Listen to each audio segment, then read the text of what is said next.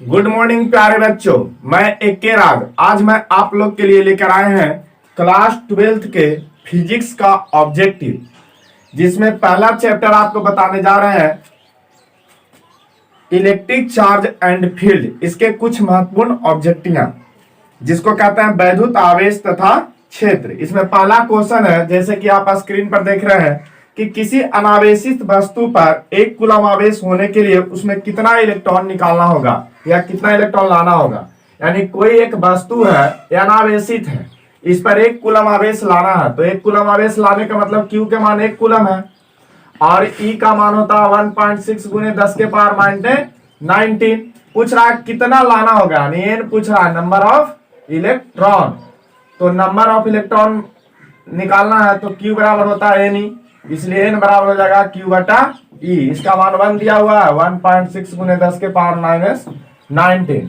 इसको कट करेंगे तो आएगा 6.25 गुने 10 के पावर 18। यानी इस पर 6.25 गुने 10 के पावर 18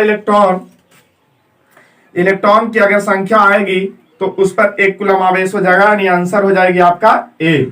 अब क्वेश्चन नंबर 2 है कि यदि वैद्युत बल क्षेत्र प्रदत्त चित्र के अनुसार ए बी सी विद्युतीय क्षेत्र की तीव्रता है तो ई ए ई बी और ई सी का सही क्रम बताना है। यानी एक आपका चित्र दिया हुआ है, जैसे कि आप स्क्रीन पर देख रहे हैं क्वेश्चन। इसमें यहाँ पे बिंदु ए है, बिंदु बी, यहाँ पे बिंदु सी है। ए विद्युतीय बल रेखा है, इलेक्ट्रिक लाइन ऑफ फोर्स है। तो जान लीजिए दो इलेक्ट्रिक लाइन ऑफ फोर्स जहां पे नजदीक होगा वहां पे इलेक्ट्रिक इंटेंसिटी का मान अधिक होता है।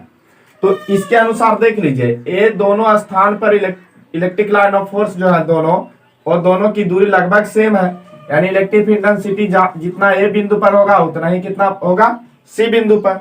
और यहाँ पे दूरी दोनों के बीच ज्यादा है, इसीलिए यहाँ पे कम होगा, यानी ए दोनों से इलेक्ट्रिक इंटेंसिटी बी बिंदु पे कम होगा, यानी सही रिलेशन होगा।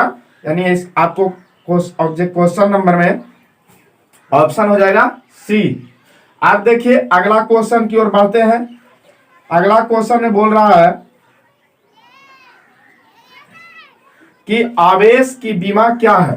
देखिए स्क्रीन पे क्वेश्चन है, बोल रहा है कि आवेश की बीमा बताना है। क्या बताना है? आवेश की बीमा। तो आवेश की बीमा क्या होती है? क्वेश्चन नंबर 3 है आवेश की बीमा। तो इसमें जान लीजिए आवेश को Q से सूचित करते हैं। Q बराबर होता है Q बराबर होगा आई टी। Q बराबर क्या होता है? I T. जैसे आप पढ़े होंगे कि I बराबर होता है Q बटा टी, तो Q बराबर हो जाएगा आई टी। आई एम्पियर होगा, तो इसका मात्रक होता है एम्पियर और समय का मात्रक होता है सेकंड। यानी आवेश के जो मात्रक होगा ऐसा ही मात्रक होगा वो एम्पियर सेकंड होता है। और यदि इसकी बीमा निकाला जाए तो एम्पियर की बीमा एम्पियर होगा और सेकंड की बीमा टी होगा। यानी इस प्रकार आवेश की जो बीमा होंगे वे टी होगा। तो आपका ऑप्शन नंबर होगा ए। आप देखते हैं क्वेश्चन नंबर 4। तो क्वेश्चन नंबर 4 में कह रहा है कि निम्नलिखित में किसका अस्तित्व संभव नहीं है। यानी कौन है जो आवेश का अस्तित्व नहीं है। तो हम देखते हैं Q बराबर होता है N, जिसको हम लोग बोलते हैं क्वांटाइजेशन ऑफ चार्ज। इसमें आपको बताया गया था कि N का मान जो है +-1 +-2 इस रूप में होना चाहिए।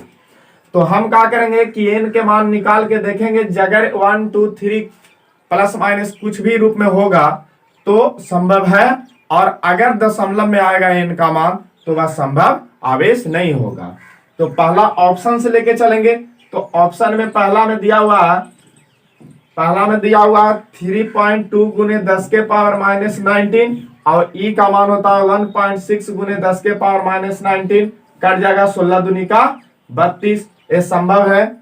फिर कह रहा उसी प्रकार बी ऑप्शन देख रहे हैं तो एक कट जाएगा और 16 का 16 32 64 हो जाएगा, कट जाएगी। फिर यहाँ पे आपको सी में देखिए, सी में दिया हुआ 2.4 गुने 10 के पावर -19 कूलम और ई का मान होता है 1.6 गुने 10 के पावर -19। कट के आ जाएगा 2.4 बटा 1.4, जो कि पूर्णांक संख्या के रूप में नहीं है। तो हम कह सकते हैं कि ऑप्शन नंबर सी सही होगा, जिसका अस्तित्व संभव नहीं होंगे। आगे लिखते हैं, आगे है क्वेश्चन नंबर 5वां कि विद्युत क्षेत्र की तीव्रता की बीमा क्या होगी। बीमा से एक क्वेश्चन आपको एग्जाम में जरूर पूछा जाता है। तो देखिए क्वेश्चन नंबर 5 क्या कह रहा है। क्वेश्चन नंबर 5 कह रहा है कि विद्युत क्षेत्र की बीमा क्या है। तो अगर आप इसको नहीं जानते हैं बीमा निकालना, तो हम आपको एक वीडियो यूनिट एंड डायमेंशन का बना दिए हैं, जाके आप देख लीजिए, मेरा प्लेलिस्ट में वो वीडियो मिल जाएगी। तो क्वेश्चन नंबर 5 देखिए, विद्युत क्षेत्र की बीमा पूछ रहा है। तो E बराबर क्या होता है, E बराबर होता है F बटा Q, और F है बल, तो बल की बीमा होता है ml के पावर -2, और A की बीमा अभी हमने बताया कि AT होता है। इसको कैलकुलेट करेंगे तो m A के पावर -1 L T के पावर -3, यानी आपको हो जाएगा इसमें ऑप्शन नंबर F बराबर ml के पावर -2, Q का हो गया AT, A के पावर -1 A के पावर -1 M L T के पावर -3, T के पावर क्या हो जाएगा -3 हो जाएगा। यहाँ पे आपको ऑप्शन दे रहा है T के पावर -2, जो कि गलत होगा, ऐसे ऑप्शन नंबर ए ही होगा, लेकिन वहां T के पावर -3 होना चाहिए, क्योंकि A बराबर M होता है, -2 है -3, ए सही होगा, M A के पावर -3, ए सही है। और इसका एक और है क्वेश्चन नंबर 6, जिसमें पूछ रहा है कि विद्युत क्षेत्र की तीव्रता का मात्रक क्या होता है, यानी इसकी मात्रक पूछ रही है। तो E बराबर होता है F बटा Q, और F का मात्रक होता है न्यूटन है, इसका मान कूलम। तो यहां पे हो जाएगा न्यूटन प्रति कूलम, तो न्यूटन प्रति कूलम आपको ऑप्शन नंबर हो गया बी। तो यहां पे इसके हो जाएगा छठा का ऑप्शन नंबर बी। आगे चलते हैं, क्वेश्चन नंबर 7वां करा, एक समरूप विद्युतीय क्षेत्र तीव्रता E है, जबकि इसमें रखे गए Q आवेश पर लगा बल क्या होगा। कह रहा है कि एक समरूप विद्युतीय क्षेत्र की तीव्रता, एक समरूप विद्युतीय क्षेत्र है। समरूप विद्युतीय क्षेत्र का मतलब क्या होता है, सारा मान समान है, इस तरह से है। इसमें एक Q आवेश रखा हुआ है, तो पूछ रहा है कि Q इस पर लगने वाला बल क्या होगा। तो F बराबर होता है E बराबर होता है F बटा Q, तो यहां से F बराबर हो जाएगा QE, यानी ऑप्शन नंबर हो जाएंगे ए, F बराबर QE। अब चलते हैं अगला क्वेश्चन की ओर बढ़ते हैं। विद्युत द्विध्रुव आघूर्ण का एसआई मात्रक क्या होता है। विद्युत द्विध्रुव आघूर्ण किसे कहते हैं, दो आवेश, एक धन आवेश हो एक ऋण आवेश हो, उसको कम से कम दूरी पर रख देते हैं, उसको कहते हैं विद्युत द्विध्रुव आघूर्ण, यानी उसके एक विद्युत द्विध्रुव और उसके कोई एक आवेश है, दोनों के बीच की दूरी के गुणनफल को कहते हैं विद्युत द्विध्रुव आघूर्ण, यानी उसको हम P से सूचित करते हैं। P बराबर होता है 2 गुने Q, ये हो गया मीटर और इसका हो गया यानी कूलम मीटर, आवेश का हो गया कूलम और इसका हो गया मीटर, यानी इसका मात्रक होगा कूलम मीटर, यानी ऑप्शन नंबर ए। अब आगे हम क्वेश्चन इसी तरह से बढ़ते हैं, तो इसमें आगे देखते हैं और क्वेश्चन नंबर अगला है कि किसी घिरे हुए सतह पर कुल विद्युतीय क्षेत्र पृष्ठ के भीतर कुल आवेश का मान होगा। कह रहा कूलॉम के नियम में आपको बताया गया था, गॉस के नियम में आपको बताया गया था कि इलेक्ट्रिक फ्लक्स का मान होता है Q बटा एप्सिलॉन नॉट, यानी आवेश का जो मान होता है 1 बटा एप्सिलॉन नॉट के गुणज होता है, यानी इसका आंसर हो जाएगा 1 बटा एप्सिलॉन नॉट, यानी ऑप्शन नंबर ए। आगे देखते हैं क्वेश्चन, अगला क्वेश्चन की ओर बढ़ते हैं और देखते हैं। कहा कि P आघूर्ण वाले एक विद्युत द्विध्रुव एक समान विद्युतीय क्षेत्र E के साथ कोई कोण बनाता है, तो इस पर लगा बल आघूर्ण, पूछ रहा है। तो आप जान लीजिए बल आघूर्ण बराबर होता है PE sine theta, PE sine theta, बला घूर्ण बराबर होता है पीई साइन थीटा। तो कह रहा है कि एक समान विद्युतीय क्षेत्र जब होगा,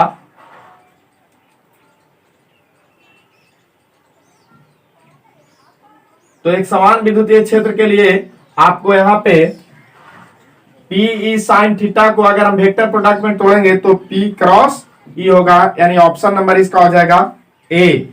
कितना हो जाएगा? ऑप्शन नंबर ए होगा। अब हम आगे बढ़ते हैं और पूछ रहा है कि डीवाई किसका मात्रक है, डीवाई किसका मात्रक है। तो हम आपको बता दें कि डीवाई जो होता है, जो अभी हमने बताया उसका यानी विद्युत द्विध्रुव आघूर्ण का ऐसा ही मात्रक ही डी वाई होता है। आंसर हो जाएगा इसका ऑप्शन नंबर सी। अब यहां पे आपको एक क्वेश्चन दिया हुआ है,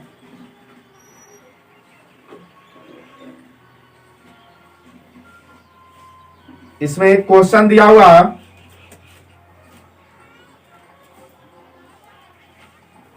कि एक स्टेट कूलम होता है, एक स्टेट कूलम होता है।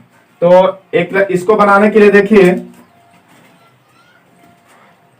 अगला क्वेश्चन लिखा हुआ है कि एक स्टेट कूलम होता है। स्टेट कूलम जो होता है वो आवेश का सीजीएस मात्रक होते हैं।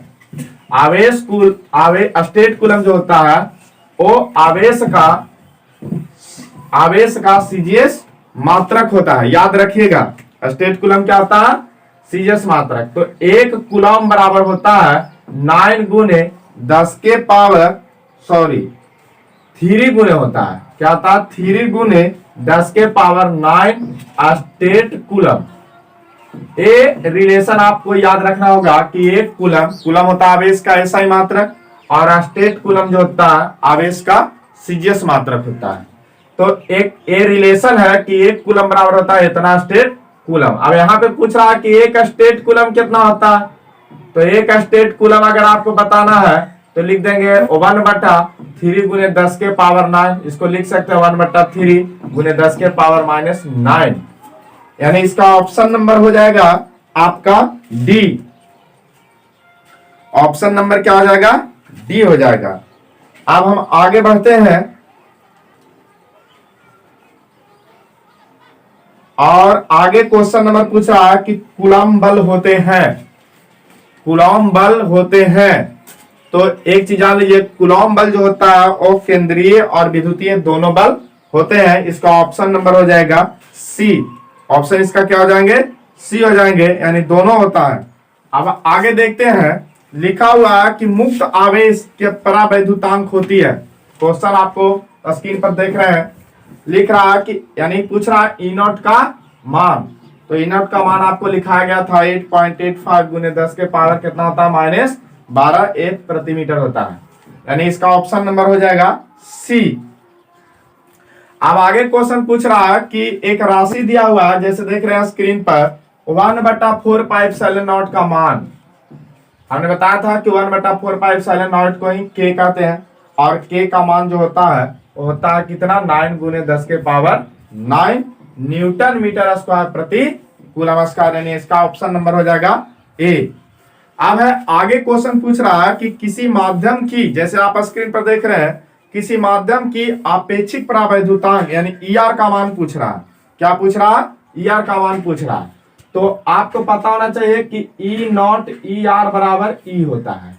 ई नॉट ई आर बराबर क्या होता है? ई होता है। तो हम यहां से ई आर पूछ रहा है, तो ई आर बराबर हो जाएगा ई नॉट, यानी ऑप्शन नंबर इसका हो जाएगा ए।